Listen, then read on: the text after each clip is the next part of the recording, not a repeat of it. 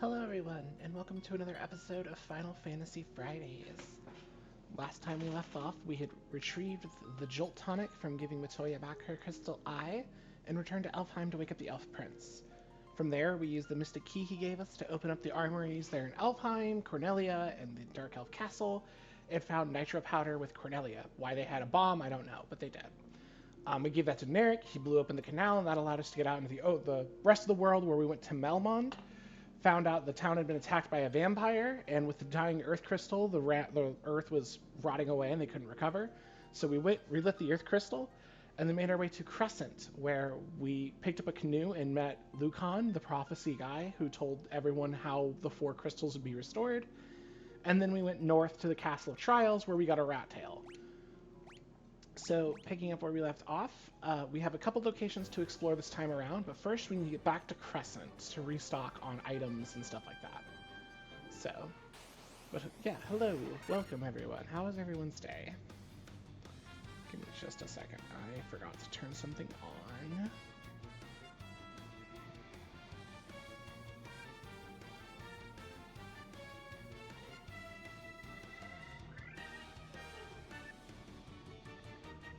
Oh, shoot. I forgot to change the stream title. Oh well, what are we gonna do? I should probably go through and change that. Actually, I will be right back. I need to go change that.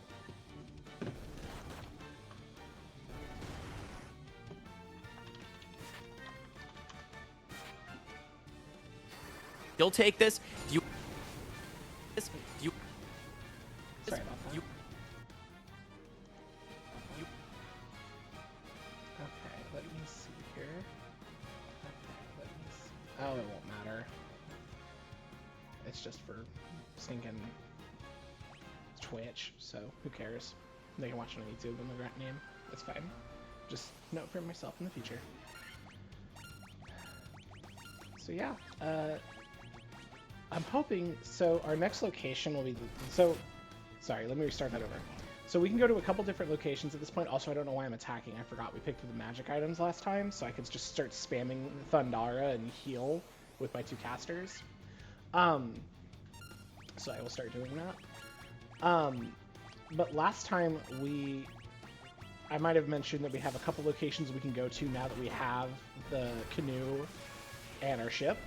So besides going back to Crescent, because we have something besides to restock there. Jeez, sorry y'all. It's been a day. I apologize. Give me just a second here, collect my thoughts, and try this again. Okay, so last time I mentioned that we have a couple different locations we can go now that we have the access to the rest of the world, the whole world map. However, as you may have noticed up to this point, the ship can only dock where there are like the bricks, which is to signify a port. And going north, you may have noticed there aren't a lot of ports. And while we can get out of the ship via rivers with the canoe, there aren't a lot of rivers either. So, we need a new method of transportation. And to get that, we have to go pick up a special item in the Ice Cave, which is another location we can go to now that we have the canoe. The Ice Cave... Excuse me. The Ice Cave is a little tricky. It's a higher level area than we've been to up to this point, which is usually why when you get to this point in the game, there are three locations you can go. The Castle of Ordeals, or the Castle of Trials, I'm sorry, I keep using it with Mount Ordeals from 4. The Castle of Trials, which we went to last time, the Ice Cave, or Mount Gulg. I don't go to Mount Gulg first, ever. It is a crystal dungeon. It is a fire crystal dungeon. So it is very risky to go there first, because you just aren't prepared for it. As I said last time, crystal dungeons are significantly longer and more challenging, so I usually will save crystal dungeons for last if I have other places I can go first. So that being said, that leaves us two options: the Castle of Trials or the Ice Cave. The Ice Cave has a lot of dangerous enemies in it that I feel need to be, like, you have to kind of prepare for before you can just wander into the Ice Cave. So there's actually a really interesting way you can go about navigating the map. Do I not have any more antidotes? Oops. Okay. Well, let me fix that. There we go. Cool. Okay, so basically, long story short, our goal right now is to go to the ice cave. But first, like I said, we need to stop on Crescent and restock. I'm gonna rest up at the inn here, grab some more items. Um, but I talked about this last time, and I talked about this in the first episode too, where as you get through this game, you could eventually evolve and level up your classes. So instead of being a white mage, you're a white wizard and stuff. We're getting to that point in the game where we kind of need to do that. So let me buy some items. Oh, I have remedies now. That's why. I'm an idiot. So we'll sell these potions. We don't need these anymore. We can keep these, sell the sleeping bag, sell the tents. We have a cottage. We don't need the mithril sword. Don't need these anymore. We don't need the steel gloves. Why am I sitting on a silver armlet? Who has... Because Sarah picked up a ruby armlet, that's why. Okay, that makes sense. So let me sell the silver armlet. Makes a little bit extra money.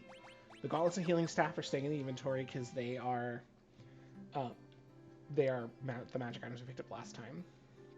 So we're stocked up. Some extra Phoenix Downs, cottages, 2 cottages, so we should be good there. Yeah, that should be fine. I usually run 2 cottages because they're expensive, but the thought is you can basically have... Sorry, I'm looking at the map to kind of figure out how we can get to where we're going.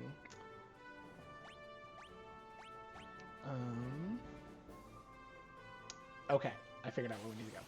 So, I run 2 cottages because they're kind of expensive, and the idea is that you can basically use the first one to rest up from the journey to the dungeon, and then you can use the second one to rest up on your once you leave after completing it and on your way back to town to restock. Then you just buy 2 more. I found that's the most efficient way to save up on money and still have efficient use of cottages.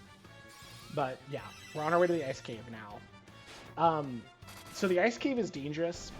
It's weird. It's dangerous because the common monsters in that dungeon are actually more threatening than the final boss, which is an era, like a relic of the era this game came out in. Like, it's a weird design choice. I'm not entirely sure why.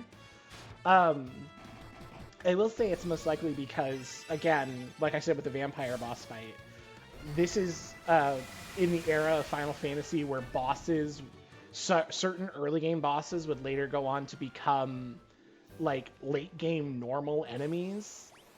And the boss in the ice cave is in a similar vein to the vampire, where you fight it as a boss in the ice cave and you end up finding it later as a common enemy in a later dungeon. So, just something to bear in mind with that. And like, there are also another weird thing with this is you can also find I could have gone straight up. Oh well, we can just quickly swivel around. You'll also find that a lot of enemies that we encounter will have different colored variants in the future, and those enemies are supposed to be stronger, obviously, but then you'll also find that certain enemies that are bosses also have the same deal, where sorry, I keep checking the map to make sure I'm on the right path, because this place is a little bit of a maze and I always get lost in here if I don't look. But what I was saying though was, like Vampire, for example, we fight Vampire as a boss. Later on we'll find more vampires to fight. But before that, we'll also find Vampire Lords, which are improved versions of Vampire. And it's weird. I personally don't advocate for having bosses become regular enemies later on. That feels like a cop-out and like a little bit of your bestiary is a waste. I get it's meant to show like a method of progression. The idea being like, oh, this enemy you fought that gave you like boss level trouble at the beginning of the game is now an enemy you chop through 4 or 5 of no problem. I understand that, but it still feels kind of lazy to me. I am going to save here before we dive into this nonsense, and we'll jump back in. So, welcome to the Cavern of Ice, or the Ice Cave, as it was known in the original localization. So, however, I will say, so you might have seen there was some ghosts or whatever those were, spirits, I think. And like these are cockatrices and mummies. These are enemies we fought before. This dungeon has a lot of enemies that are, like, they have really dangerous effects attached to their attacks, like cockatrice can petrify you, mummies can put you to sleep, I believe the ghost we just fought can kill you. So that's where this dungeon becomes a risk. Spectre, that's what they're called, sorry. So like as we know over last time, Wraiths have stun touch, I believe Spectres have death touch. So the enemies in this dungeon can be very, very dangerous if you aren't careful and like Pisco Demons. But because we went to the Castle of Trials first, we're a little over leveled, and we have access to some very powerful magic items in the form of the gauntlets and the healing staff. I'm double checking my map here before I wander around too much. I'm trying to make sure you pick up every chest we run into along the way. There are certain ones that I just don't want to bother to go get. Like, there's 3 in the bottom of the marsh cave where we got the crown. I don't want to go back down there and get it. Like, those are just so far out of the way, and the items are not worth it. So we won't be bothering with those. I will say going forward, though, each of these Final Fantasy Friday episodes, as we play through the future games, the Pixel Remaster specifically have an achievement series with them, and they're almost all the same, and that's like see 100% of the bestiary, clear all the story objectives, stuff like that. But there's also one that is collect every chest in a single playthrough. I've already completed all the achievements for 1, which is why I'm so lax with the achievements and stuff this time around. I will say, going forward, I will be trying to get all the achievements in the playthroughs as I stream them. So, just something to bear in mind.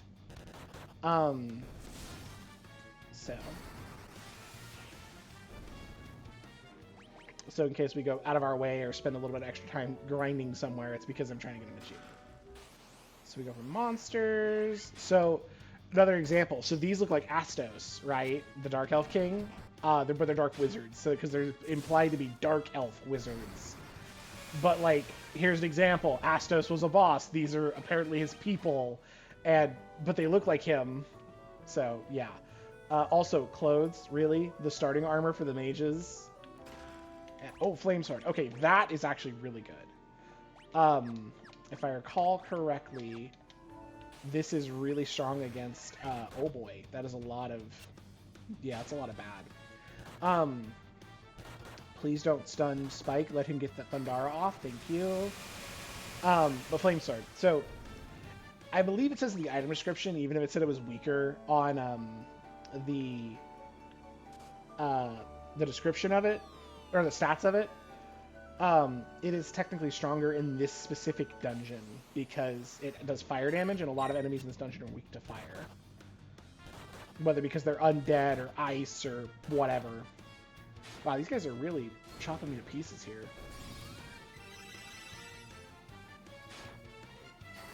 There we go.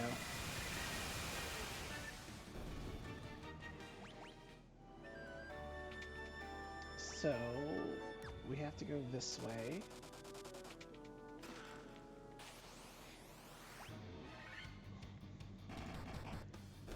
It's also kind of sad a little bit. Once you get the healing staff and the gauntlets, fights become pretty bland. Because you can just have, like...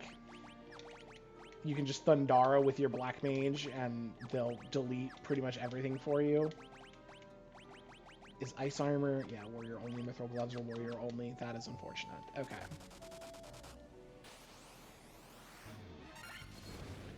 So there's an example. Ice Gigas, I just hit for 156 on Frederick, who hasn't been dealing as much good damage for a while now. He suddenly picked up. Okay, so we're going straight down.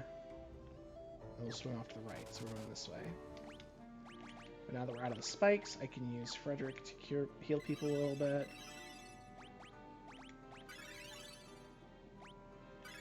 Cool. Alright, off we go. We're going south. Oh, or not.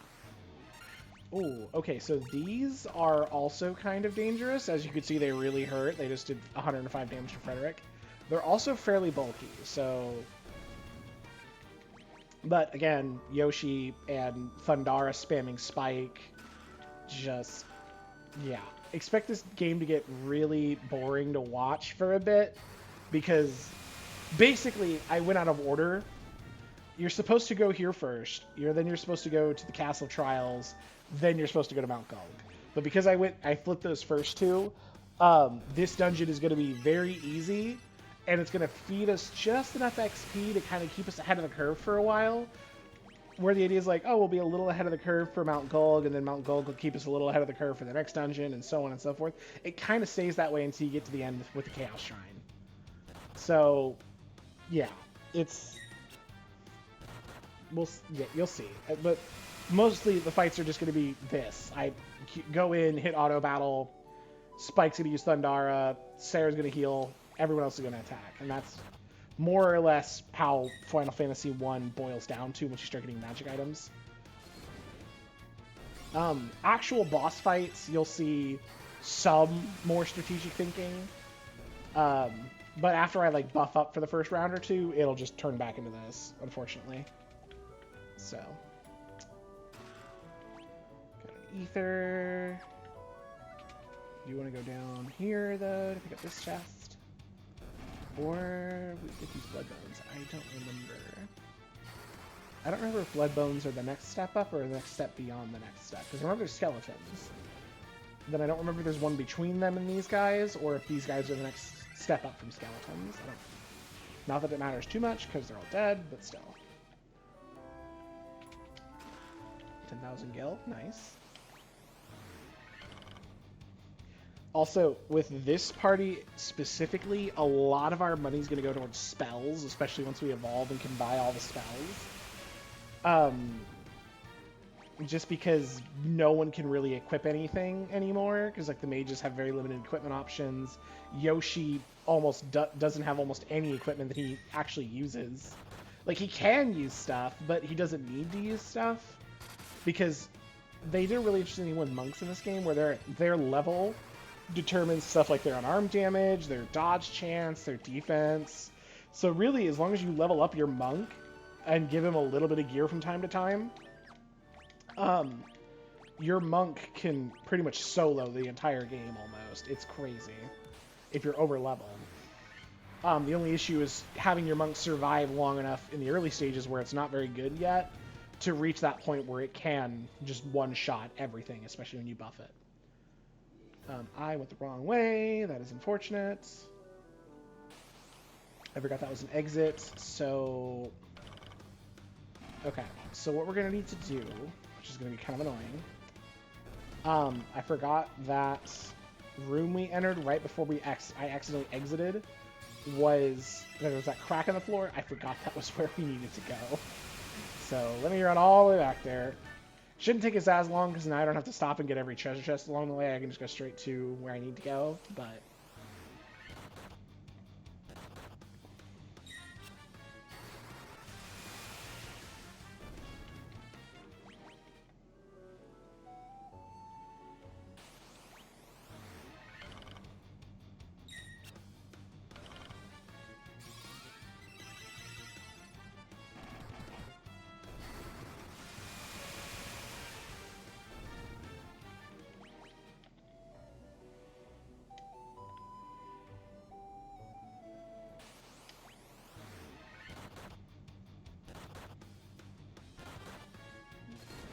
But yeah, so this is where we're at right now. Yeah.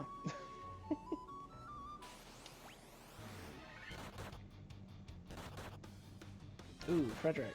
Hold on, buddy. Don't go down on me yet. I need you to stay alive for a little bit longer. There we go. Okay, I thought about it. I should have healed them forever ago. Cool. All right. Oops. Too far down.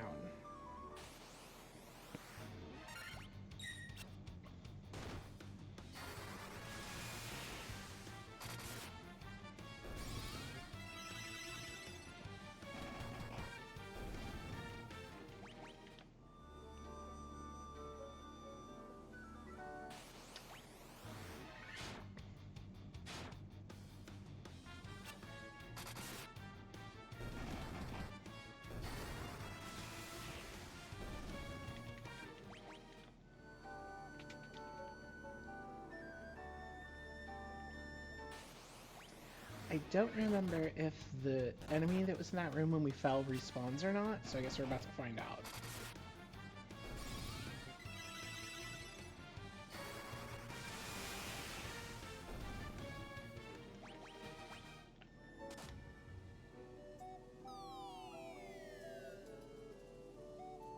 So they do. Alright.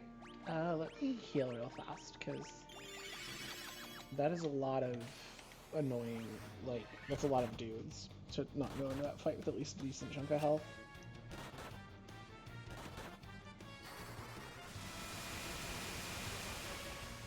There we go. That's better.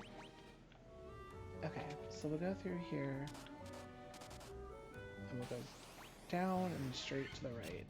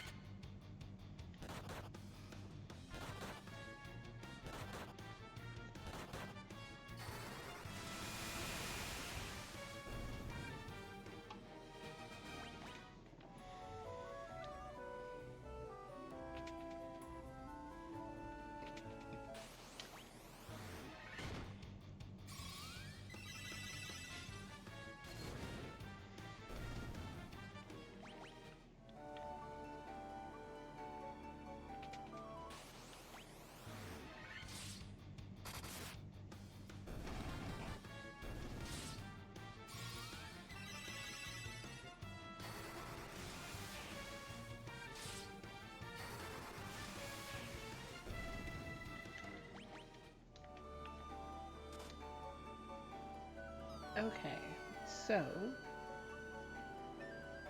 we carefully move to that thing and not fall in the cracks. And then we heal up really quickly.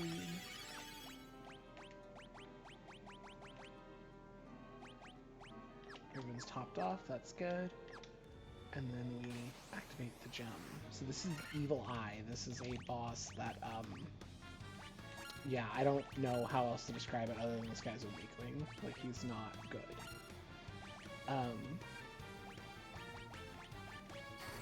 As you can tell, he doesn't even have boss music. He's, like, got the regular battle music, so...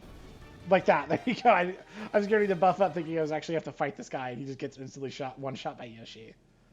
So, but yeah, we have the Levy Stone. Originally that was called the Floater, which is what I still sometimes refer to it as. But yeah, we have the Levy Stone, or Floater, whatever you want to call it. Back to these guys again real quick. Oh, that was not good. I forgot to change my attack combinations from the boss fight. Well, Sarah should be okay then, yeah, this should be fine. Okay, that's not as good as it could have been. Also, Spike tempered himself? That's weird, whatever.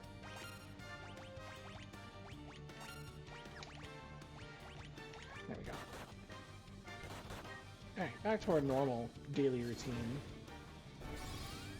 Should be good here. But yeah, so that was what we came here for, was the Levy Stone, or Floater, whatever you want to call it. It is the... It floats things, if the name wasn't indicative of what it does. And if you've played a Final Fantasy before...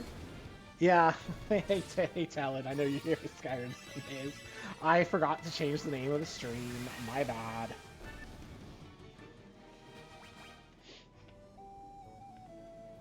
So, yeah, we're here for Skyrim Sundays on Final Fantasy Friday. Oops. You haven't missed much. I got to the ice cave, picked up the Levy Stone, I'm about to head out with it.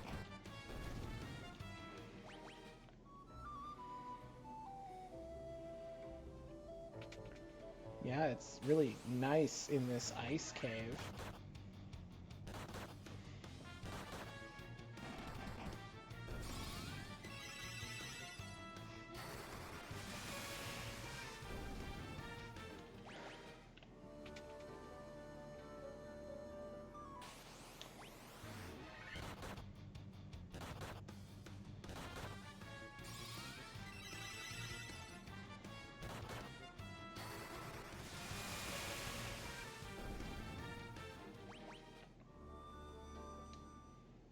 Alright, let me use the cottage. We'll heal up, save now that we've got the levy stone, and then we'll make our way back to the ship.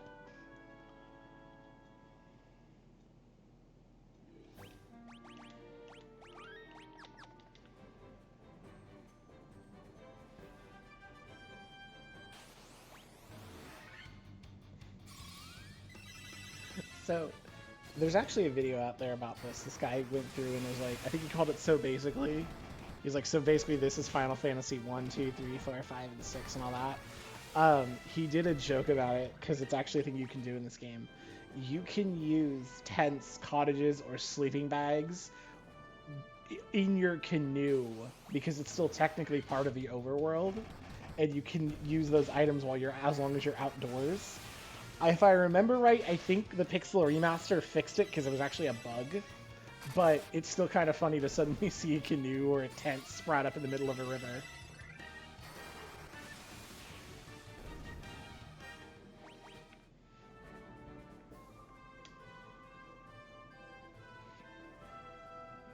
Also, I think I said tent or canoe, tent or cottage sprout up in the middle of a river.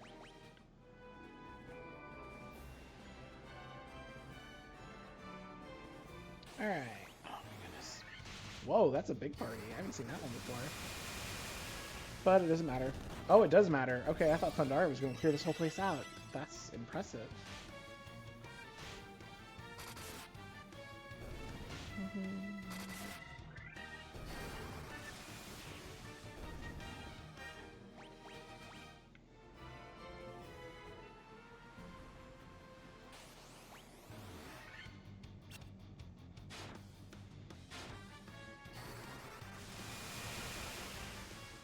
Oh boy. So, now that we have our levy stone, and we are able to make it to this inconspicuous desert on the southern side of the map, there's a very specific reason we're going down the southern desert. And as soon as we get out of this fight, I will show you, assuming we don't get another one.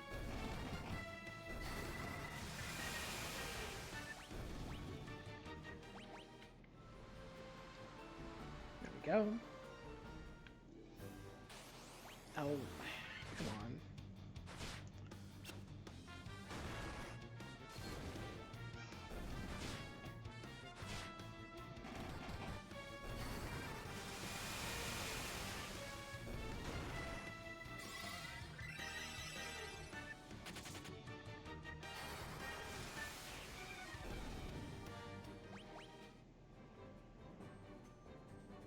Here we go. So because we have this levy stone, this cutscene triggers. And I don't remember how you're supposed to know this works, but it just does.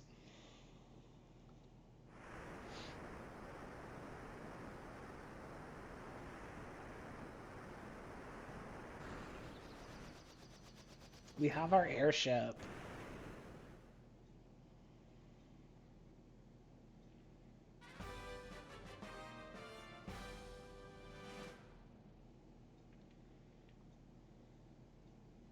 So fun fact, the airship can't normally park in the desert, so this technically is illegally parked right now. Like if I pick up, I can't set back down there now. But we have our airship. The world is now our oyster. We can go wherever we want. Yeah, it just works, exactly.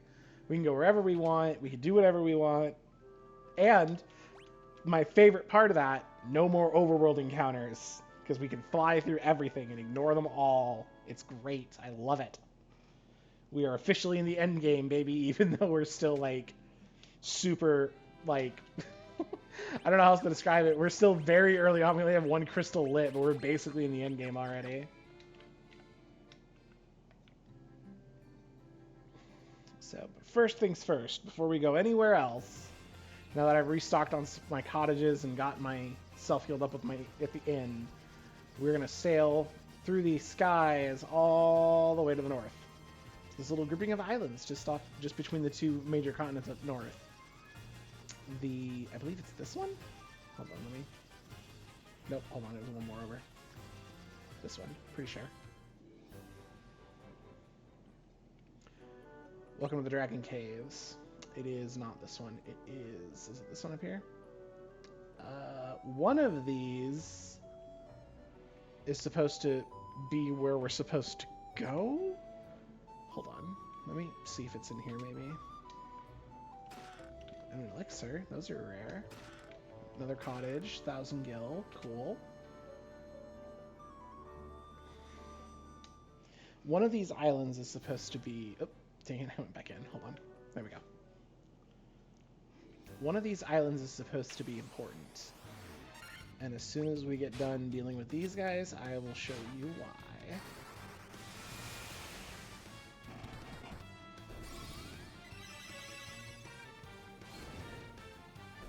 Oh, I should probably re-equip the Ice Sword to Frederick, because it technically has more base damage than the Fire Sword.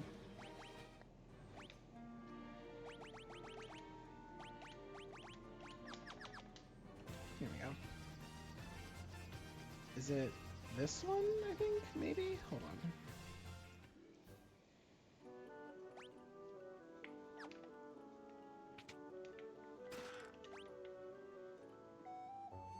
Let me kind of scan around here and see what we have for items and chests and all that good stuff.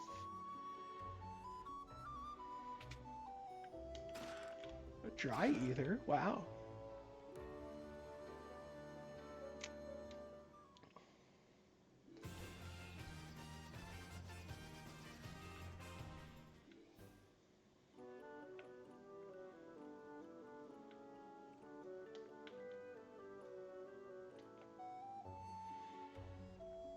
Sorry, I talked though and I didn't read it, but... There it is. This is it.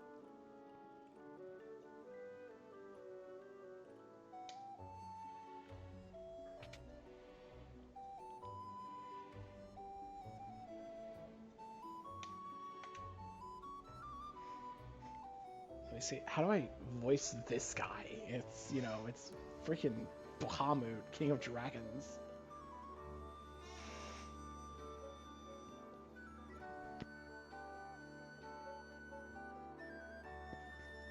I think I'm gonna try for like a dark gravelly. Let's see if I can salvage this here. Long has it been since men of courage stood before me. Oh, that hurts almost. Your bravery seems worthy of consideration. Yeah, okay. Yeah, no, I'm not doing that. I'm just gonna try and go a little deeper. The rat's tail you carry is a fitting token of courage and strength. So be it. I shall honor you with titles befitting your valor.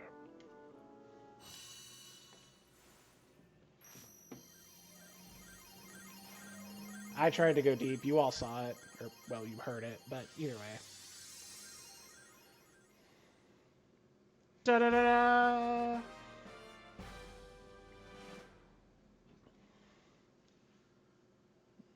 We are now evolved classes. We are... Whoops, wrong button. We are now a red wizard, a master, a white wizard, and a black wizard. So we now have access to all the spells in the game. Well, most of them. For everyone except Frederick, they have access to all, but Frederick only has most. And everyone's stats are heavily improved. Which means now we hop back aboard the airship and we fly around and pick up all the spells we couldn't pick up before.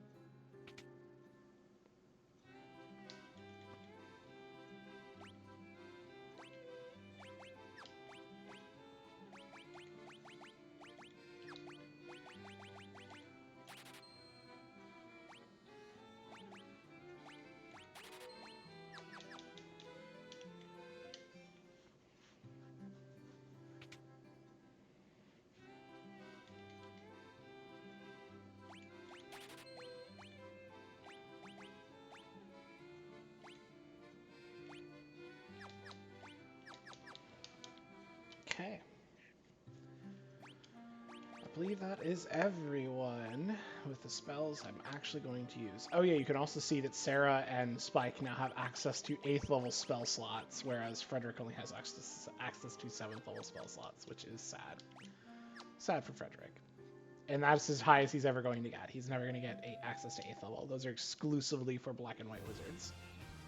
So, with that being said, though, we can now land at Mount Golg and get this party started. I don't need to cottage, I don't think. Why is Frederick... We're going to cottage... Actually, you know what? We'll just use a potion on him. Because I believe everyone is still capped on spell slots. Oh, yeah, you might also notice that... I think this might just be because he's lower level. No, they're all the same level. So, yeah, so Frederick actually has slightly less spell slots in some levels than Sarah and Spike do. Like, they have a 9th first level spell slot, and a 7th, 4th level spell slot, and then they've got 2 extra level 7 spell slots, and Frederick has no 8th, like we said. So, actually, hold on. I'm going to cheat a little bit. So, once you have the airship, you can go wherever you want and do whatever you want. The entire story's open. It's not like with Melmond, where I said you could go anywhere. Because you can technically go to Crescent early before you do the fight in Melmond and stuff. The only problem with doing that is until you beat the Earth Cave, that one sage who gave us the canoe won't give it to you. So you have to beat Melmond, the Earth Cave and free Melmond before you can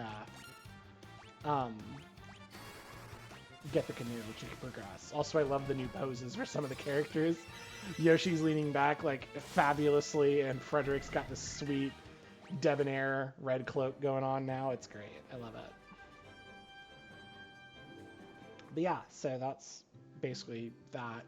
Welcome to Onrak. You're supposed to come here later. I'm, like I said, cheesing a little bit. And I'm going ahead and buying a bunch of stuff. Because we have a bunch of money and there's not really anything else to spend it on at the moment. So.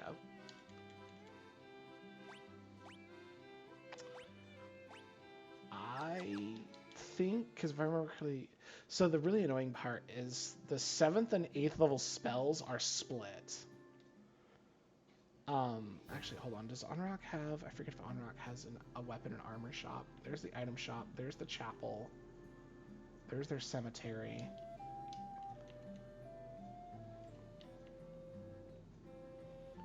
Okay, they don't, because I know this is the inn over here. So they don't have a weapon or armor shop. That's fine. The next place I know where we're going does.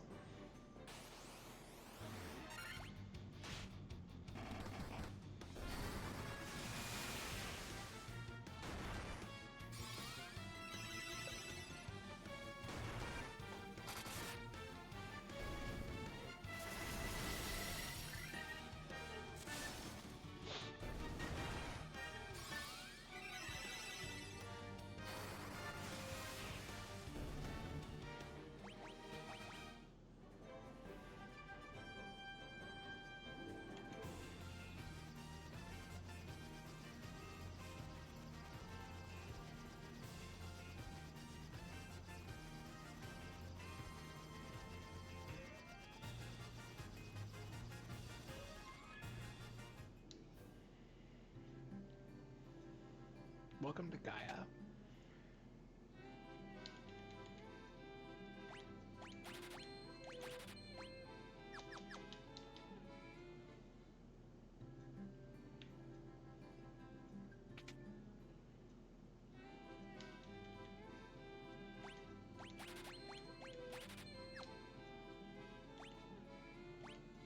Yeah, if it says anything, we're to the point now where even certain 7th level spells Frederick can't learn. Like, he can't learn Kiraja, he can't learn Diaja. I think the only thing he could learn in the other town was Null Death. So, and then here's actually the first set of 8th level spell shops.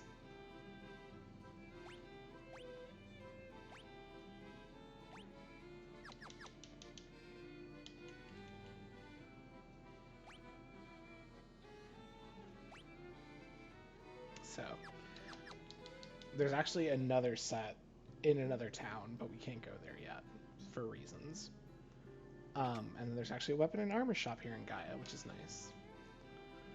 So there's that ruby armlet we picked up earlier. They also have protect rings, which are really, really good. because protect rings can be worn by everyone, and they're gloves that can be worn by everybody. But however, I'm running out of money, so I think we're good on stuff for now. We've got most of our spells that we needed. So we're gonna head back to Mount Gold.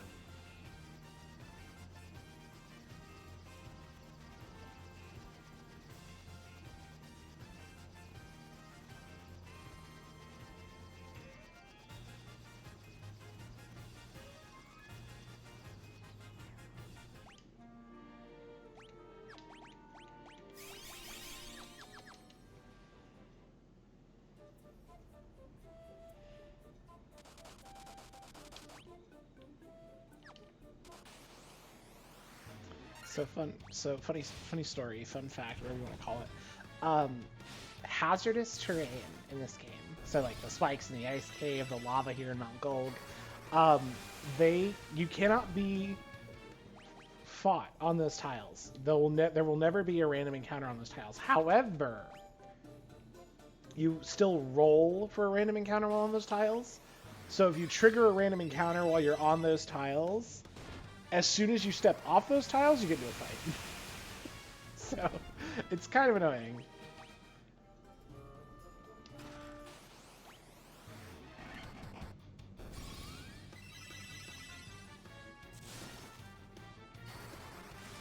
But yeah, so this is what I was talking about earlier, where I said going to the castle trials first, when we're not supposed to go there first.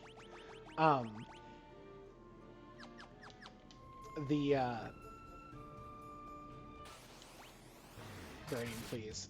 We got over-leveled from fighting in the castle trials, so that we went to the ice cave. It helped push us a little further ahead, so we're a little ahead of the curve for Mount Golg. And now that we're in our evolved classes, it's even worse, because we're technically not supposed to be here yet with these classes. Well, rephrase. We were technically supposed to come here before discovering we were supposed to get the airship, because I think if I remember right now, I'm remembering it. I could be remembering wrong, but I could be. One of the sages will tell you about the airship in the desert after you clear Mount Golg. So the implication is you're supposed to clear Mount Golg first. Then get your airship, then you can get access to the Dragon Isles, so you can go get your upgrades. But I already know what I'm doing, so, you know.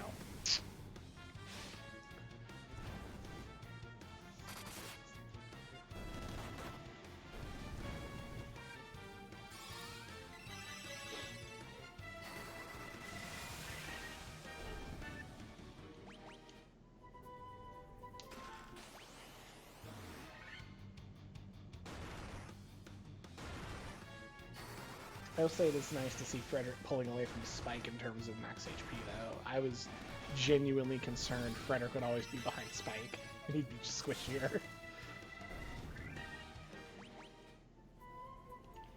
A great sword. Oh, sword that is effective against giants. Yeah.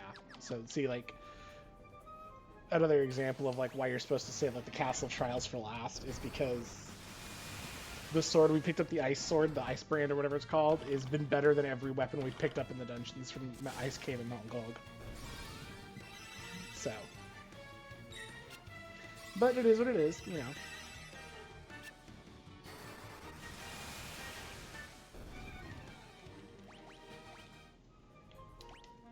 Oh wow, Frederick shot up. Okay,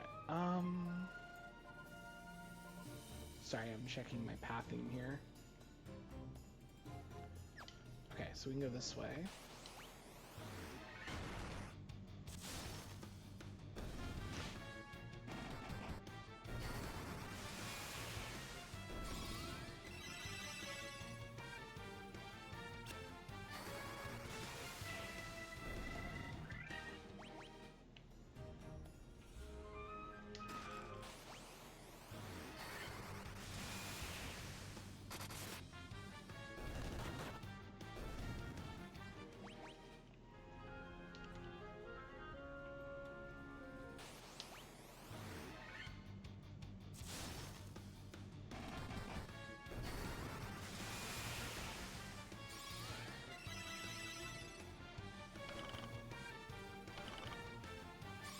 Yeah, and like I said in the ice cave, this is basically what the fights are going to devolve into. Is just Go in, hit the button, heal staff, gauntlets, attack with the other two.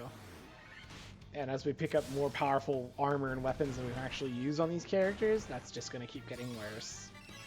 So, because eventually you can pick up items that let you use all of the 3 elemental aura spells. So then you can start adjusting for like elemental weaknesses and not just being like, well, this is the most powerful spell I have. Like I'm right now, I'm just spamming Thundara. You can get the ice and fire one later, and then it's just like, all right, cool. These guys are weak to ice. These guys are weak to fire. These guys are weak to lightning. You know, whatever. I'm debating if I try to fight Warmech. So for context, Warmech is the super boss of this game, but it's a weird thing of how compared to modern day Final Fantasy super bosses. So compared to modern day ones, where after you beat the game, you unlock a special area or a new dungeon or something like that, where you can go fight a really powerful enemy that's a boss. And these are like the super bosses or secret bosses or whatever you want to call it. And they usually take a lot of prep work. You have to grind and get like to max level and all that stuff. Warmech is the predecessor and like the precursor to all of that, but he's a little different. So whereas with all the other bosses in this game who are like on the map icons or something you interact with, Warmech is a random encounter in the second to last dungeon. Not the last one, the one before that. But you can find him in one specific area of that dungeon as a random encounter. There's like a 1% chance to spawn. I luckily got him on the very first playthrough I did of this when I was trying to get all the achievements the first time around. So it worked out. Also, it's kind of funny. So this is a holdover. Sorry to derail my conversation. So you saw, if you see the monster that's sitting there that we just ran past. So in the original NES version, this is one of those situations where the tiles are always going to be an encounter. In this case, both of those tiles, the one that monster is standing on and the one next to it, were that group of monsters. So when you exited this room or entered this room, you would always fight those monsters. But because of the way they did it in this, you can skip them. You can just walk right past them. It's kind of funny. But anyway, no, back to Warmech. So I'm thinking if we don't run into it on our run through the dungeon, like when we're running through it for the story, after I beat the game, I might go back, and I'm gonna fight these guys anyway. I might go back and fight, or try to find, like I'll farm an appearance of Warmech and fight him, kind of as our capstone for Final Fantasy 1. And if that takes longer than an episode, I'll probably just say never mind and move on to Final Fantasy 2. But if we do find him in an episode, like I said, if he doesn't show up when we're running through the dungeon for story, and he doesn't show up after like 2 hours of grinding in looking for him after we beat the game, I'll just say forget it and move on.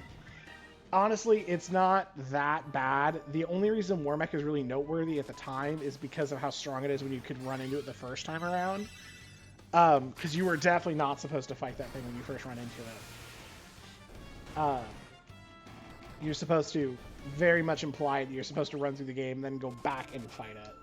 You can fight it when you first run into, when you have the first have the ability to run into it, but it is a rough fight. It will take a lot of resources. It'll take pretty much everything you've got to stay alive and actually take it down, which is not good because it's very deep into the dungeon, and the final boss of that dungeon would still be waiting for you at the end. So, like I said, it's not designed that you're supposed to fight it when you first get to that dungeon. I'm trying to figure out... Did I see a chest down there? No. Okay.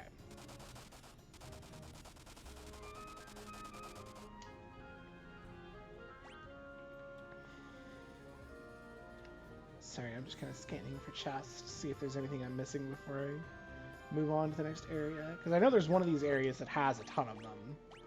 And I'm just trying to make sure I don't miss it.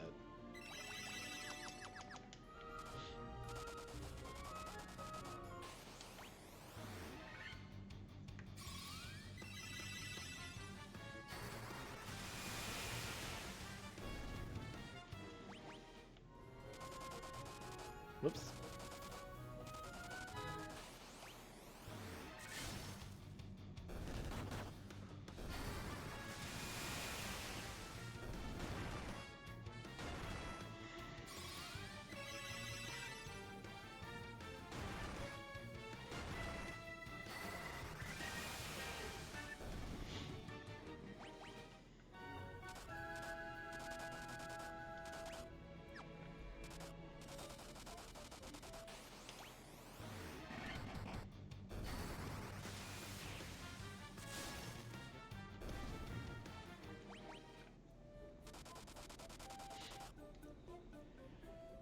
Here we go. This is the place. This is the one. Dang it.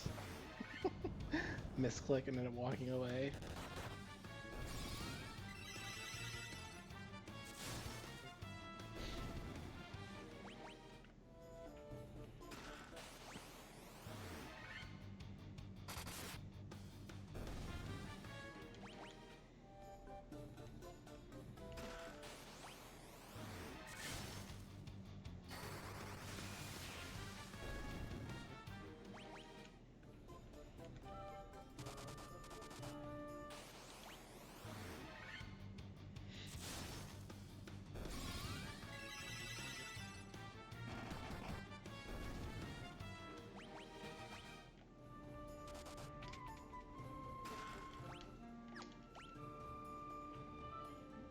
Treasury up on the left there.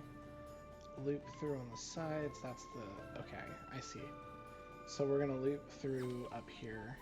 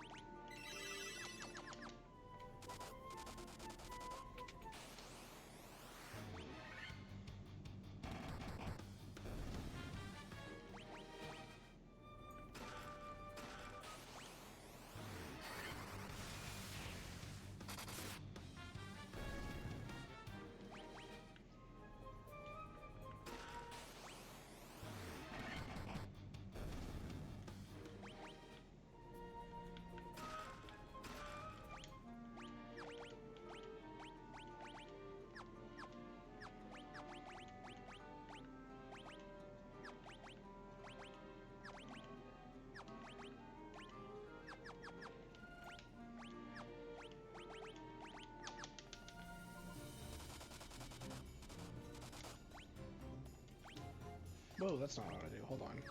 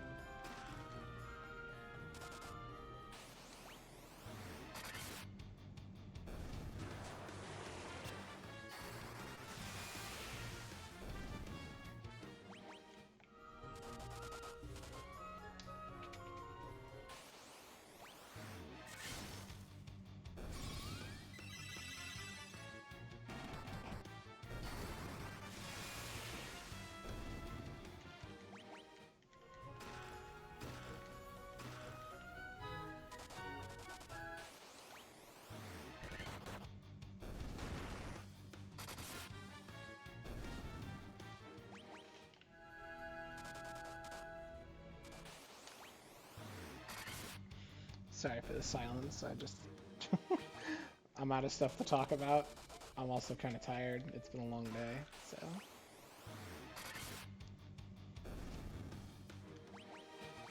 I think it's gonna be a very chill episode, to be honest with you.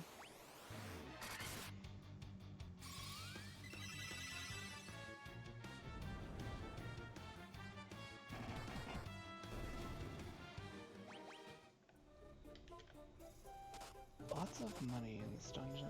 I don't remember there being this much money in this dungeon. Okay.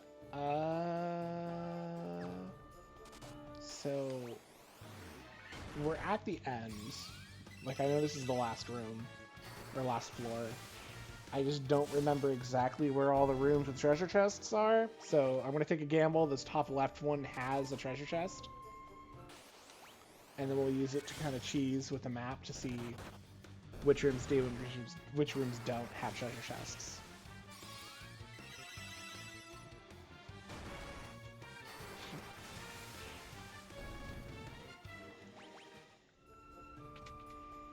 Okay, nothing in the top. So top right, right, bottom right, and left.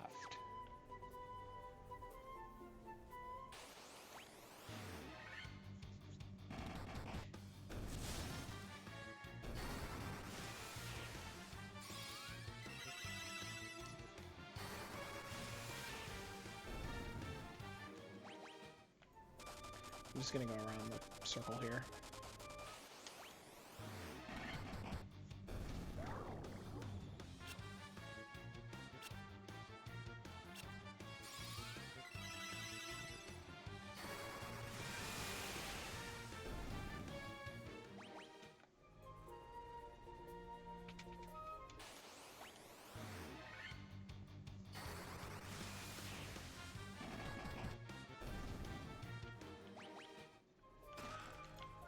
Ooh, a potion. So useful at this level.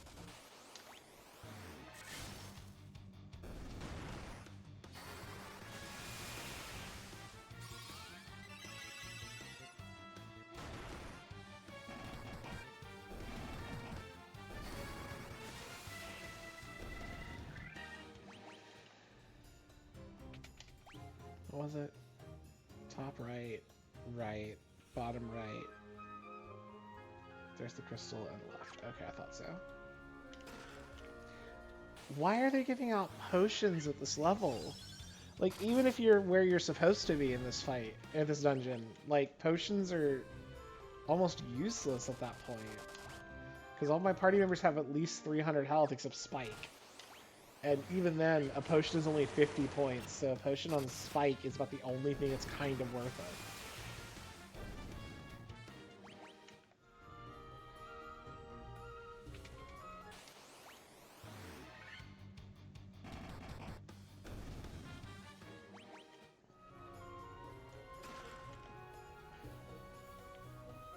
Lunacy.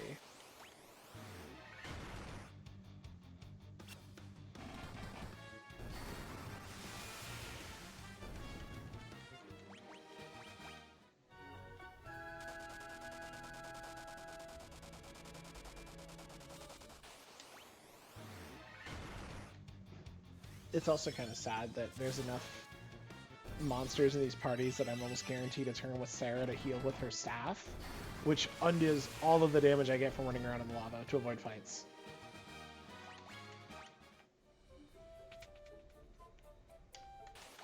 Okay, this one might actually be something important. It's got a monster guarding it.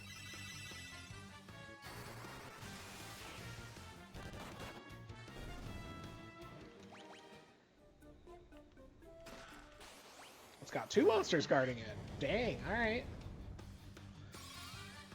Well, that's a good sign. That means there's probably something good in here, hopefully. And it's not another potion. Flame mail. Okay. I believe? No. Unfortunate. Wow, that is really depressing that I'm not finding anything for gear here. Like, come on, game.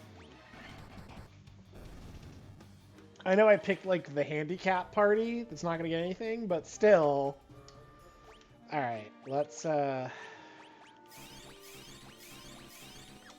we're healed up. I don't think I need to use Ethers, because I think the only spell slots missing are Frederick's Heals, which are fine, so... So, you are the ones who defeated the Fiend of Earth and roused Merilith from her slumber.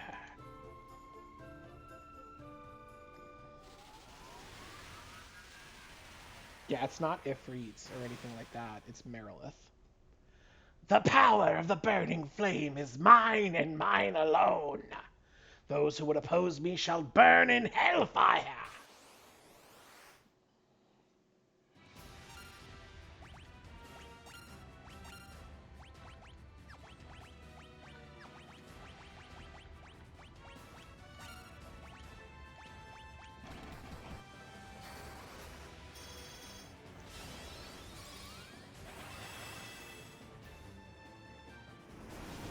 Ooh.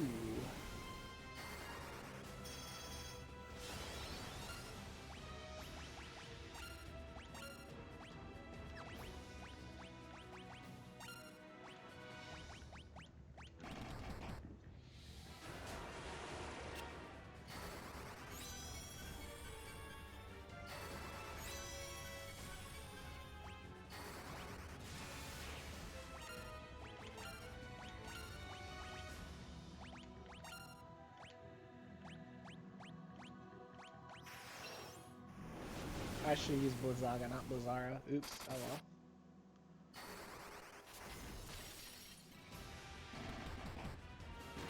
That works too. Yeah, like I said, Yoshi gets buffed up and he just one-shots things. Like, that was 700 damage, which is insane at this level.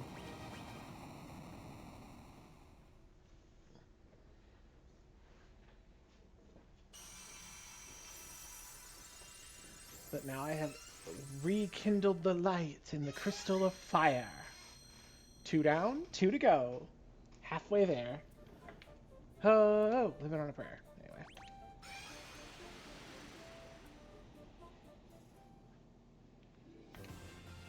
Alright, so we're gonna head to Gaia real quick. That town we visited that had all that stuff we couldn't buy because we didn't have any money. Because now we have 149,000 gil.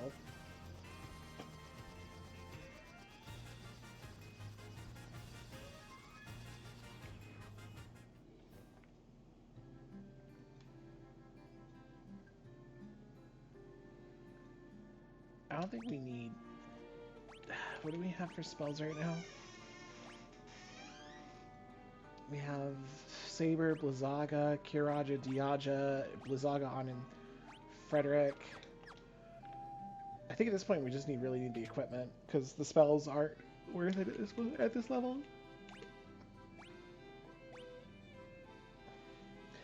Well, there's all of our money.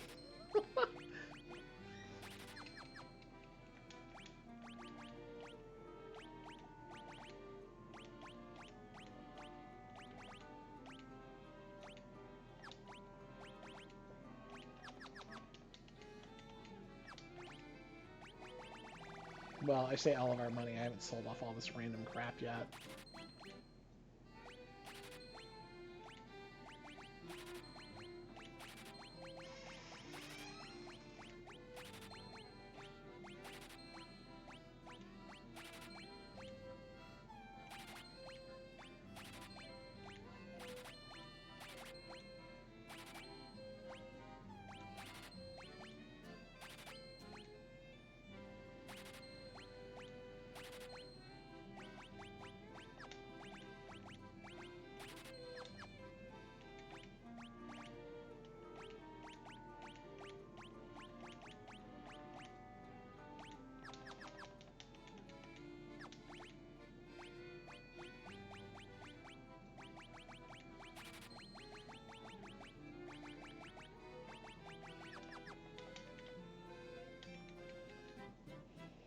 Yeah, I was gonna say we don't need cat claws for Spike at this point. He's got the gauntlets to spam Thundara spells. Was it white magic that had null all for level 8, or was it level 7 back in the other town? It was this level for 40k. Okay. So we will definitely be back for null all, because null all will be very useful. I don't think you had anything worth grabbing at this level in this shop. We already have both of those. And then black magic was Blizzaga and Quake Break, which, yeah, it's weird. Basically, they're saying, like, the way they set it up was you're supposed to be able to get access to all of the different conditions enemies can inflict on you. 90% of them in this game just results in the target dying anyway. So it's kind of like, what's the point of it being like, oh, this one petrifies and this one, like I think the only ones that don't instant kill are poison and slow. Everything else is instant kill. And it's kind of like, what's the point of specifying that it petrifies when it's just going to be a death spell? So...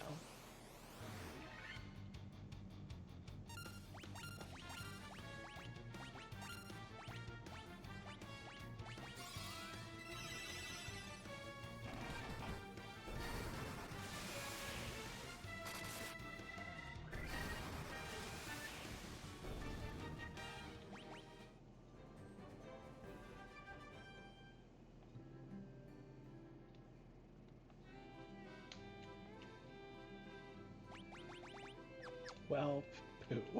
Hold on. Do I actually think I could sell it for 2k? But I actually don't want... Here.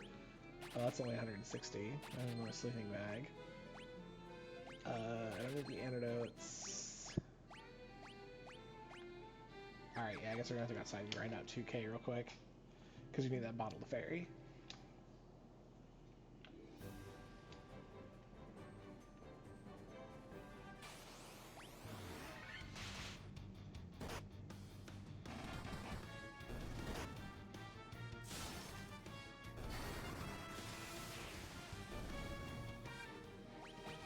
$1,100 and an X potion. Cool.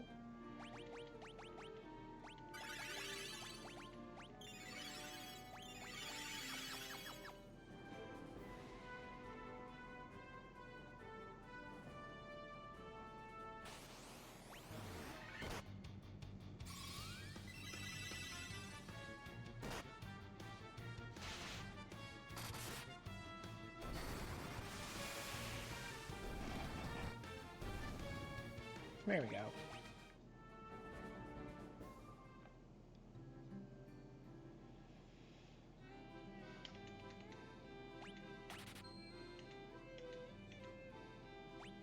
Oh yeah, I forgot about that. He has tonics now. So that's actually something interesting with this specific re-release and the Dawn of Souls, which was released for the PSP. That vendor in the original NES, once you bought the fairy, he was just another NPC. He didn't actually offer you anything anymore.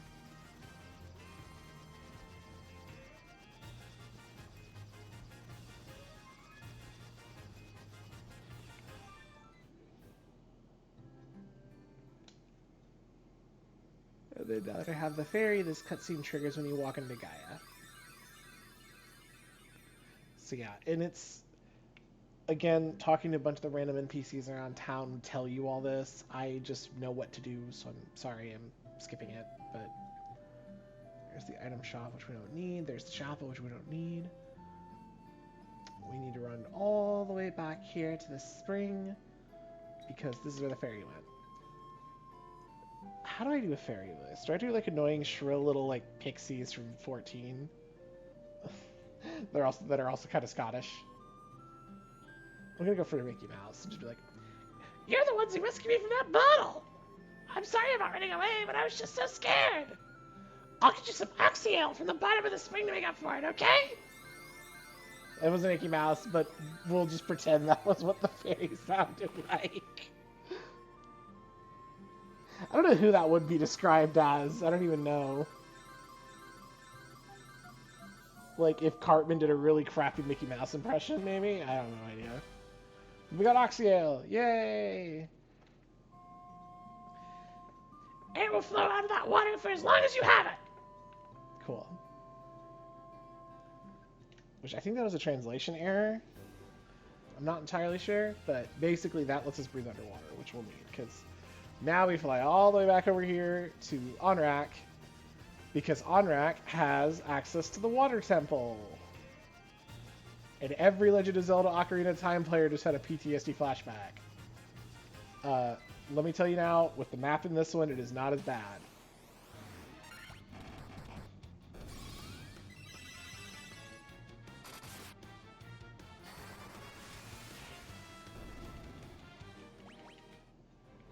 I'm going to stop and check the spells, though, because I feel like there were some spells that Frederick could have learned, and I just didn't get them, because I was waiting to see what my options were over in Gaia.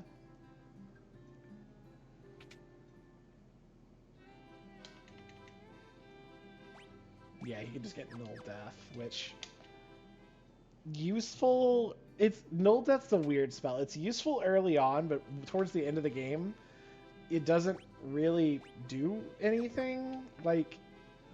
It's like, yeah, it stops you from being insta-killed, but you could usually outspeed and out-DPS most enemies at this point. You could just kill them before they have a chance to hit you to insta-kill you, so it's like... eh. So really, I guess Frederick just gets Blizzaga and we call it a day.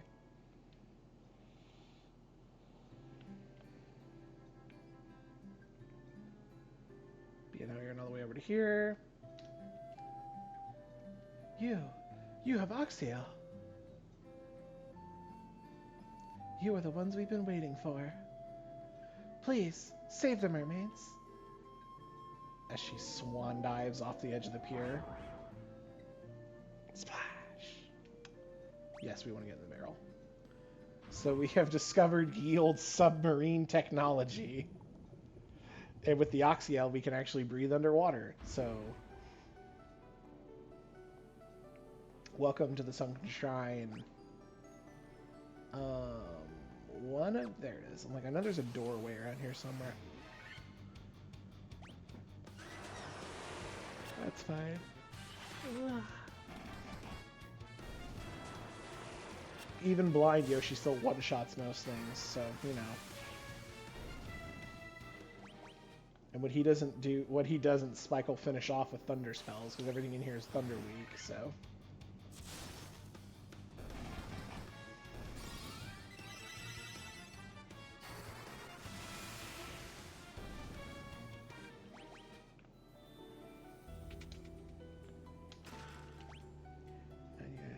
Gil. Okay, so there's one down there that we missed. And that's it. Okay.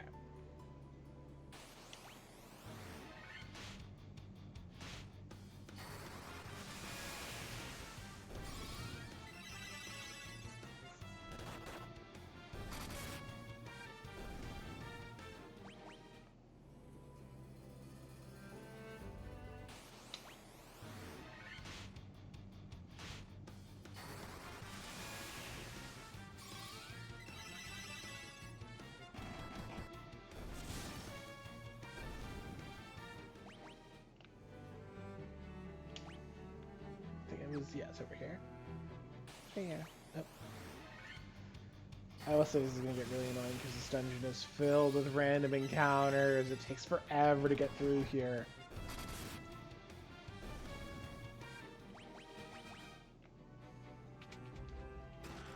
More money.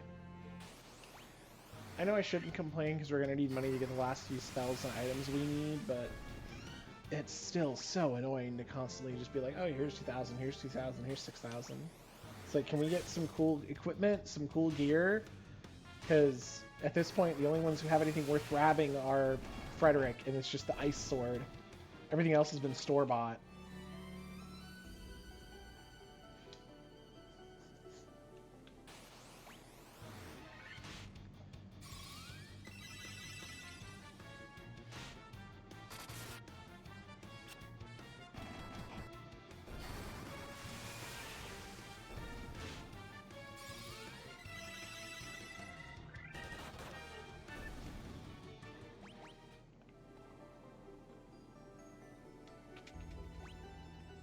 Okay.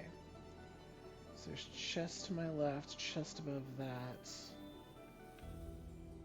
So there's chests at every door on this floor except the one I walked into, of course.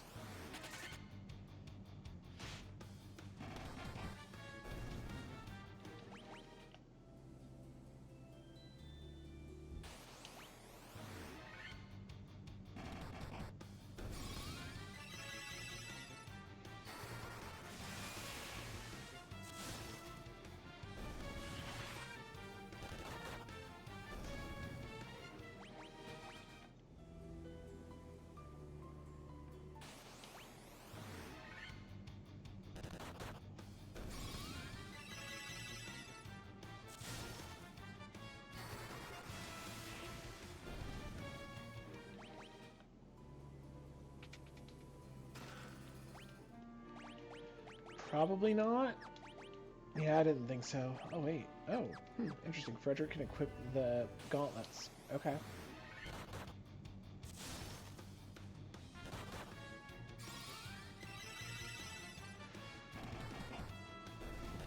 I will say diamond stuff, though, in this game. Diamond is the best gear in the game. Like, diamond sword, diamond shield. It's Minecraft. Diamond stuff is just best. In terms of, like, generic, quote-unquote, generic metals. Like, there was copper, and then there was iron, and there's steel, then there's diamond. Or mithril, then diamond, but either way, it's whatever.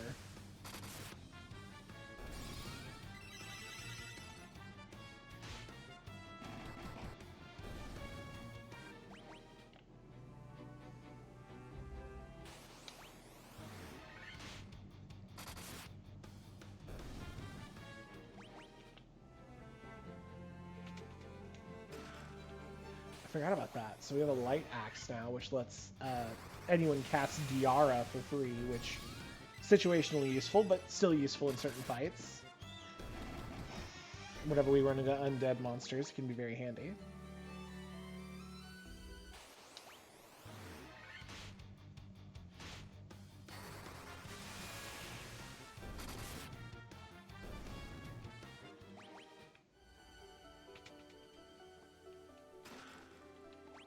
I believe that is Fira, yep.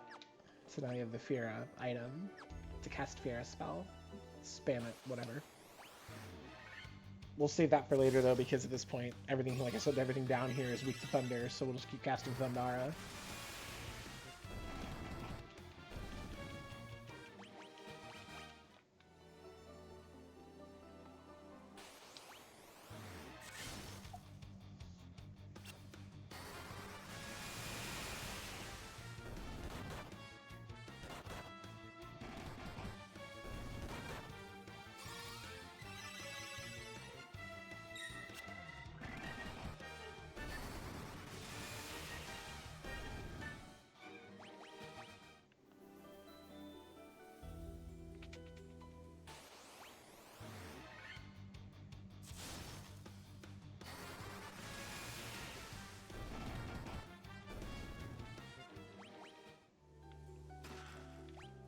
I am really glad they don't have Confuse in this game, because if they confused Yoshi and he hit one of my party members, he would literally one-shot them.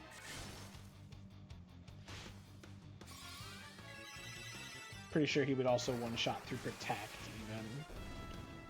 So. What am I doing?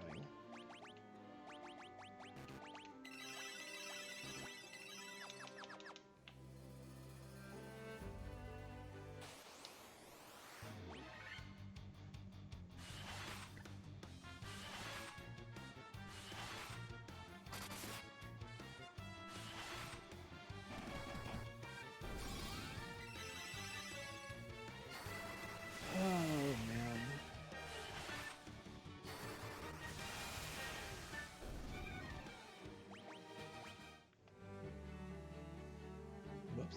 Hold on.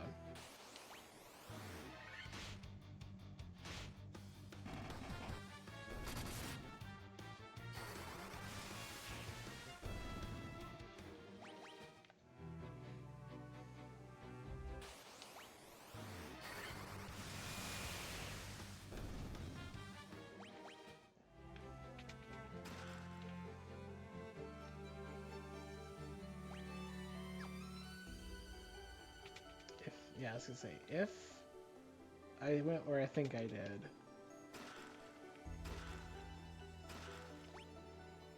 So...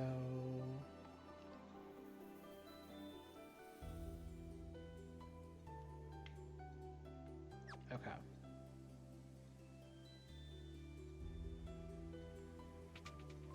Nope, not that one. This one. Hold on, let me...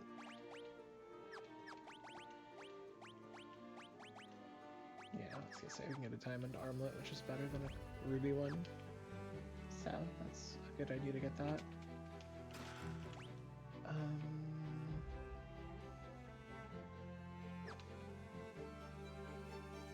Run down here and grab these two real quick.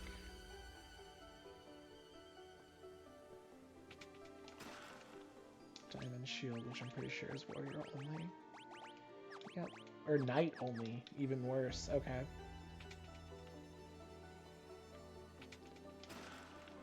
5,000 gil, 10,000, 1150. So this is the interesting part about this dungeon, that if you don't know what you're doing, you can forget an item. So this room actually loops around, and you can run over to the left there and come back in on the right. Get diamond gloves, a diamond helm, and this key item, the Rosetta Stone, which we will need for in a minute. So I'm not sure if we'll get to see that tonight, but we'll find out. Let me double check, make sure. Yep. Knight, knight, knight. Diamond helm, knight. Yep, so that's all knight stuff. Okay, that's cool.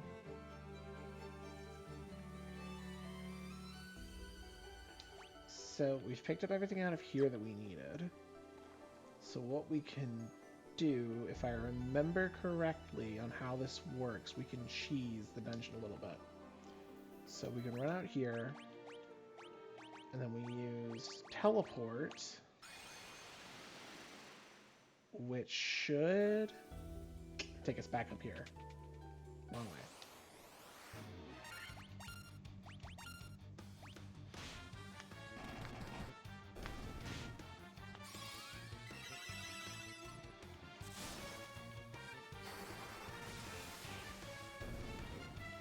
Later Final Fantasies actually got a little wide to that trick.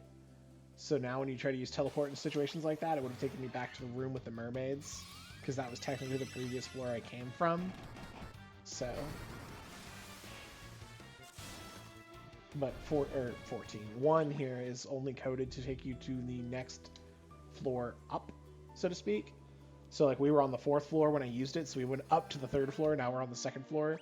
So if I used it, I think it actually takes you down to the 3rd floor. Like, it basically, each dungeon is coded for how teleport should work, and it's coded to take you to the entrance floor. And if you get to the entrance floor, I don't think you can use teleport anymore.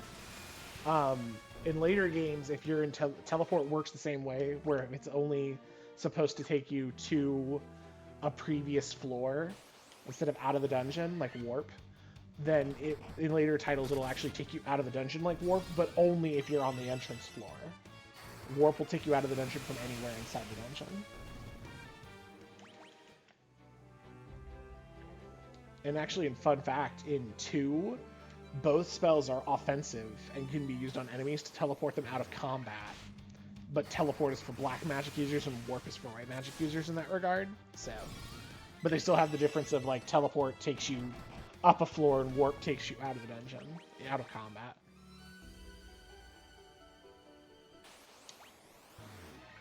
Sorry, like I said, I'm just kind of making sure I don't miss any chests here. So I'm running back down to double check we didn't miss anything.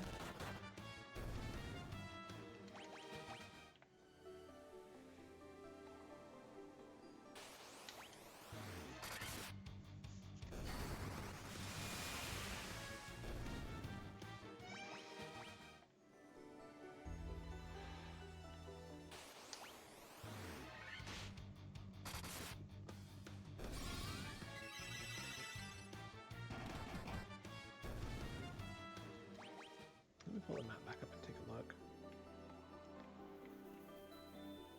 I was gonna say, it doesn't look like we're seeing anything on this side. That's all other side after we go through the stairs. So this side looks like it's just meant to be used to get to these stairs up here. Okay, that's fine. We can run back and grab those real quick, not a problem. So...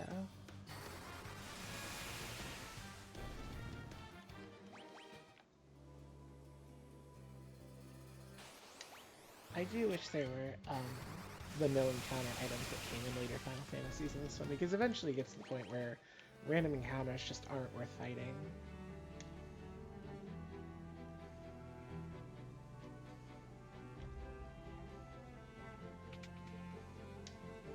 Really? There's nothing here?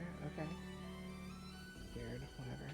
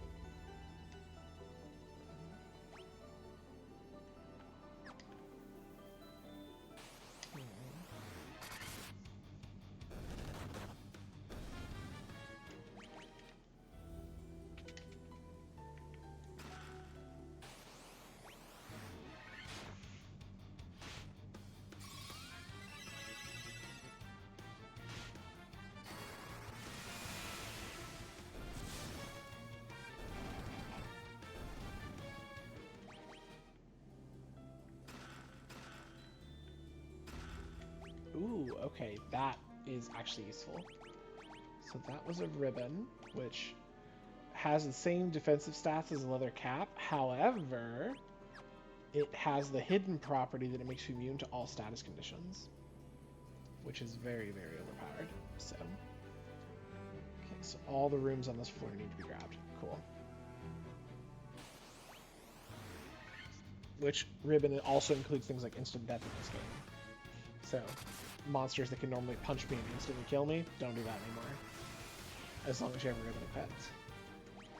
But if I remember correctly, there are 4 ribbons. I just don't remember where they're all at. Like, I know this is like the first one you can get. Holy cow, that was 225 damage? What the heck is happening?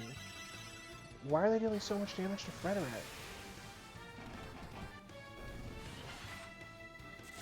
That's okay. I don't know what that was. That was weird. Money.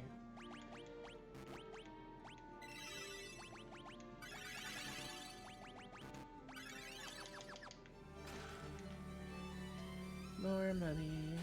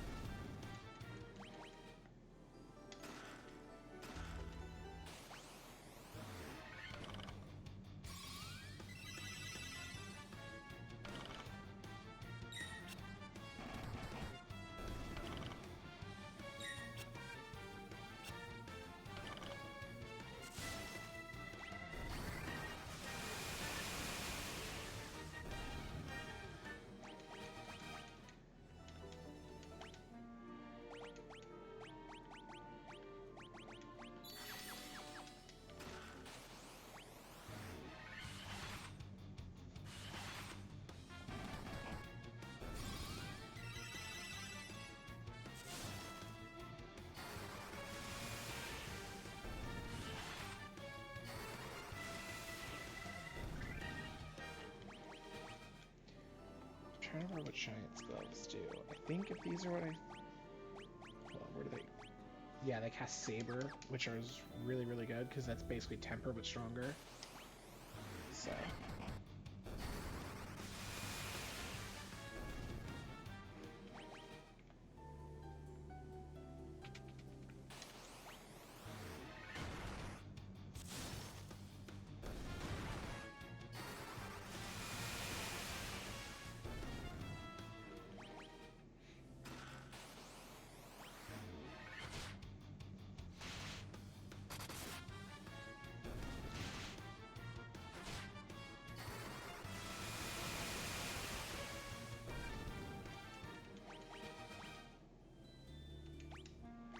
Another light ox.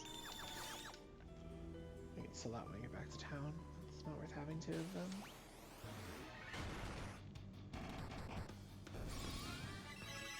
Because at this point, in this game, most undead are also weak to fire. So for every undead party you encounter, I could have Sarah cast Yara through the light axe and have Spike cast Fira through the mage's staff. So, not worth it.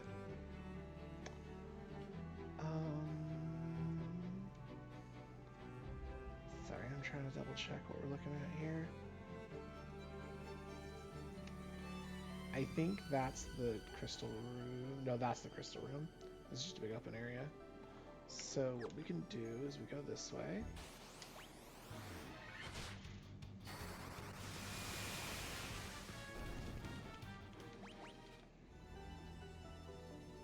Oh, P.S. This is a crystal dungeon. The water crystals down here, which, I mean, you know. I feel like that was implied, but just in case it wasn't obvious. Water crystal, water temple, blah, blah, blah. Nothing there. Nothing there, nothing there. Wow, this is literally just an empty floor. And then, yep, crystal room. Okay, cool. So off we go. We're going straight down. Or not straight down. What are we doing? Sorry, I'm going the wrong way.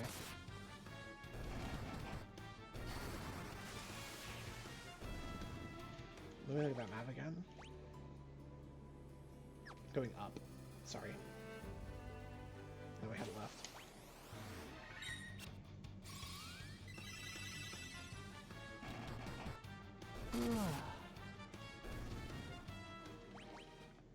Now we go straight down. Cool.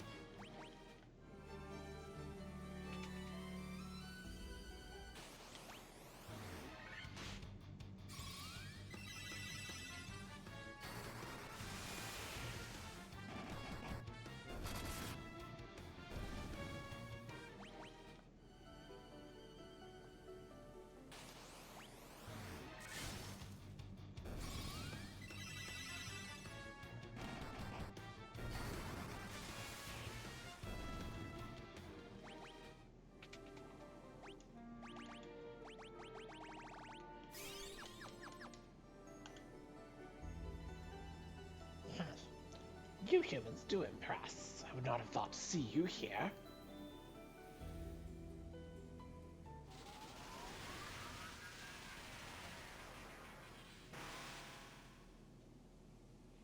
But do you really think you can defeat the Fiend of Water here in my own domain?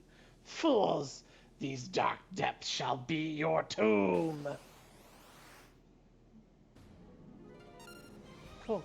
Alright, so we're going to temper. You're going to use the Giant's Glove. Where's Giant's Gloves?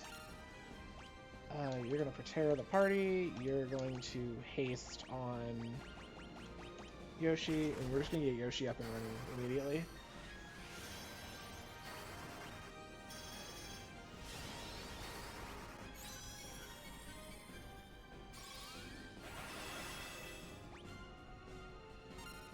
Then you're going to haste yourself.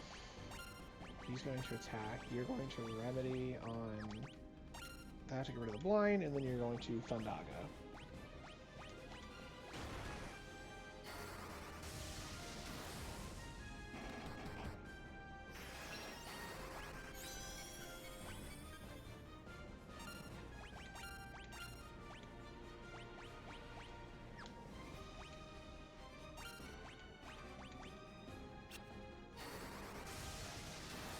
Thundaga for 400, Staff for 573, and he's down.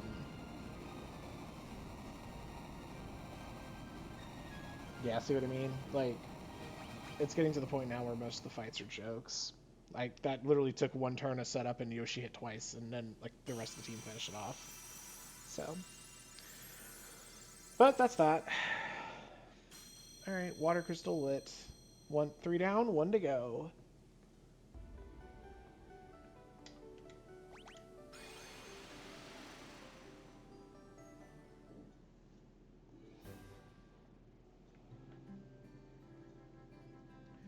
We're going to rest up an Honorak, though, real quick. And then I'm going to head... I think tonight I might cut it a little short. I am going to see how long it takes me to do some stuff, though, first. How much money do we have? 232. So, we're going to run some errands here in the last couple minutes of the session. First, we're going to take the airship back to Gaia, because I'm going to go pick up a Null All from... Oops, oh, I cast them dog as spike, that's fine.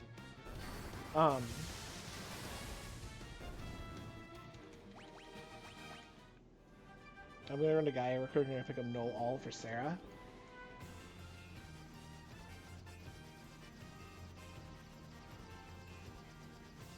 And Holy.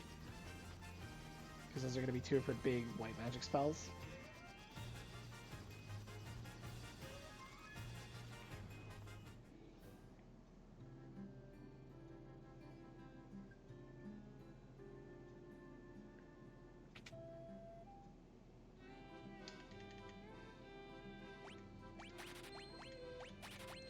Dispel's not... So Dispel's weird. So in modern Final Fantasies, Dispel removes buffs cast by the target on themselves. In this, it lowers magic resistance, which honestly isn't as good as it sounds because a lot of enemies in this game don't have any magic resistance. So it's not really worth using all that much. Our next stop, by the way, is Melmond, because there's an NPC here we haven't been talking to, who is very important. And now that we have the Rosetta Stone, his role in the story actually becomes relevant. Just a moment. Let me see that tablet. This is the Rosetta Stone. This makes it possible to decipher Lufenian.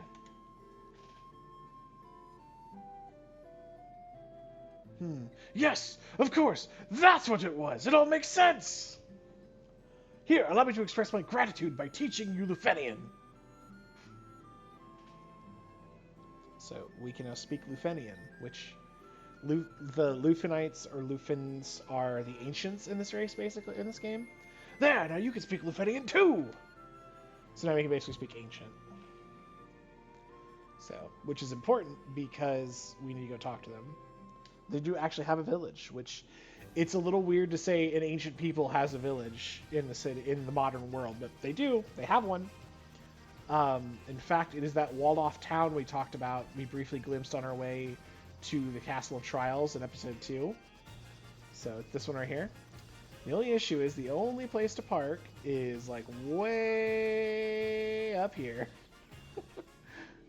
And you have to walk the whole way down. So, and you have a lot of really powerful enemies along the way. So you have to be very careful when you come down here to talk to these guys, because they are, yeah, it's a trip. Literally, it's a trip to get there. I'm gonna heal though, because that was a lot more powerful than I thought it was gonna be.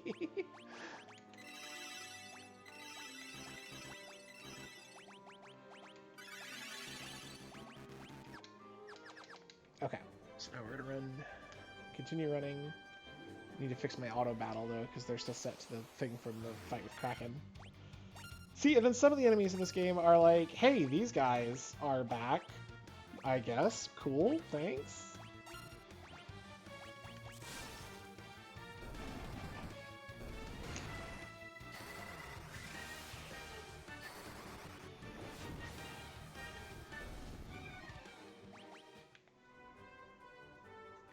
I will say we're not going into another dungeon tonight. We're going to go talk to the Lufenians, and that's probably going to be where we stop. Because at this point in time, yeah, it's getting late. Session's almost up. So.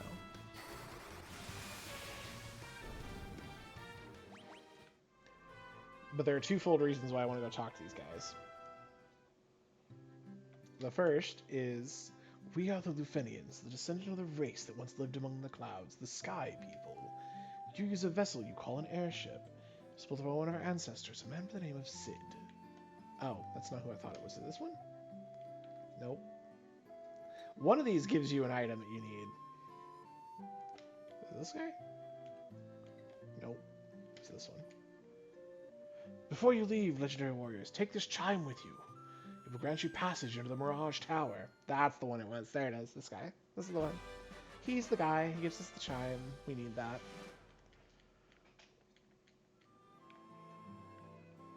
Nope, wrong way. There we go. And then the other reason we're here is because this black and white magic shop that are way out here in the middle of town, or off to the side of town. Because now we can teach Sarah Full Life, which is Raise but way better, and we could teach Spike Flare, which is Ultima in this game, basically. It does untyped elemental damage to the entire freaking board. It is insanely strong. Like, that thing becomes what you spam when you get higher in level and get to the end of the game. You don't use items anymore, you just spam Flare.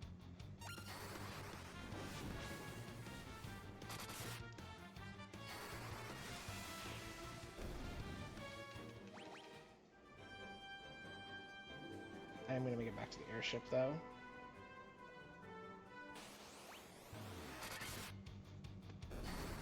stop in at Gaia one last time. We'll restock for next episode, and then we'll call it.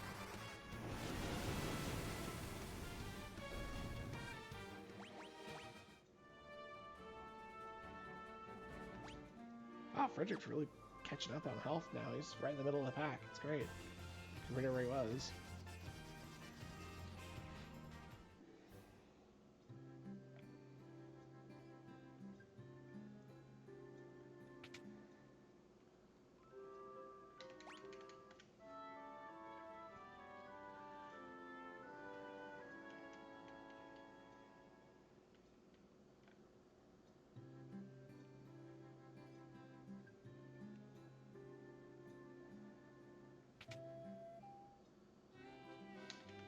Alright, my good man. We need high potions.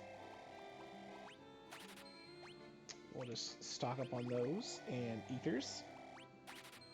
We're good on Phoenix Towns. I'll grab a couple more just to be safe. We have 4 cottages now, which is great. We'll grab 2 each of those to give me even 10. We'll sell the antidote. A few other things we don't need anymore. Like this old ruby armlet, now that we have the diamond one. The leather cap. We'll sell a light axe because we only need the one. We don't need the diamond stuff.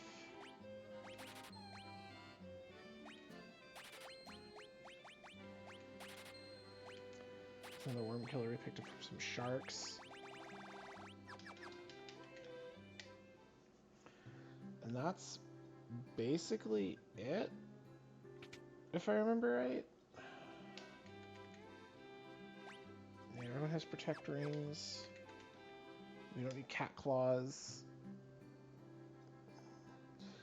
See, there's an item, and I thought it might be just they changed it with the Pixel Remaster. But at one point, I could have sworn there was an item that, I'm just looking at playtimes now, I'm thinking about it. That's 10 hours in, so we got a little bit of time left. There's an item that I'm pretty sure acts as a shield that is equipable by mages. And I thought it was the Protect Ring, but the Protect Ring is apparently arms now, so I'm not sure if there is an item that can be equipped by mages as shields. We'll see. So, if it's anywhere, it'll be in the last couple dungeons, because we're coming up on the end of the game pretty quick. I would not be surprised to say next episode might be the last in Final Fantasy 1. So, but for now, like I said, I'm honestly starting to not feel so great, so I'm going to go ahead and call it a little early. So we're saved, we're leveled up, we're evolved. We've got 3 of the 4 crystals lit. It's time for the final stretch, but I'll do that next time. Catch y'all later.